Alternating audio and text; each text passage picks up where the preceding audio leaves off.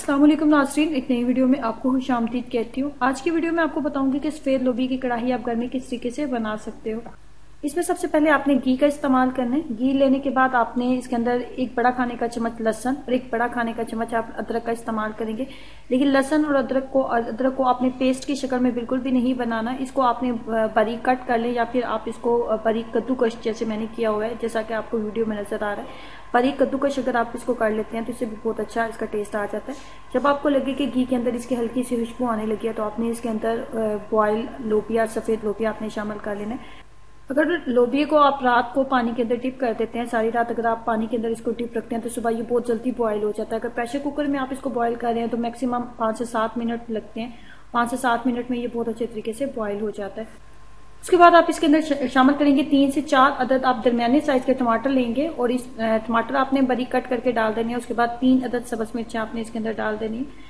अच्छे तरीके से मिक्सअप करने के बाद कम से कम इसको 15 से 20 मिनट के लिए आपने मीडियम फ्लेम के ऊपर अपने ढक्कन के साथ इसको कवर कर दें, ताकि लोबिया के अंदर एक जो महसूस स्मेल होती है वो बिल्कुल खत्म हो जाए और लोबिया के अंदर शामिल हो जाए लहसुन और अदरक की खुशबू। और टमाटर के साथ ये जब अच्छे तरीके से दम के ऊपर इसको हम कुछ टाइम रखते हैं तो इसके अंदर टमाटर की और सब्ज मिर्चों की बहुत प्यारी सी खुशबू भी आने लगती है।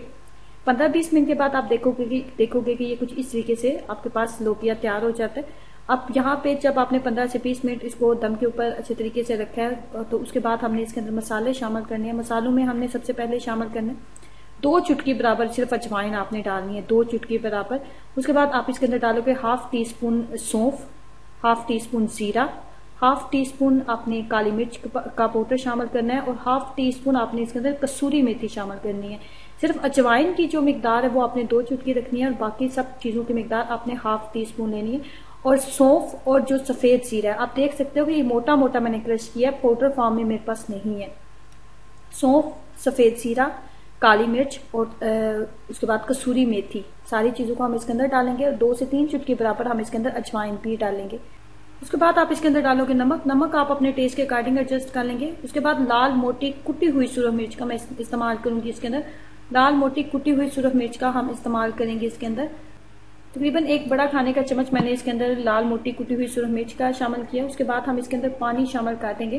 पानी तकरीबन हाफ ग्लास के करीब आप इसके अंदर पानी शामिल करेंगे और उसके बाद हम इसको ढक्कन के साथ कवर कर देंगे और मीडियम फ्लेम कर देंगे ताकि तमाम मसाले अच्छे तरीके से लोबिया के अंदर शामिल हो जाएं।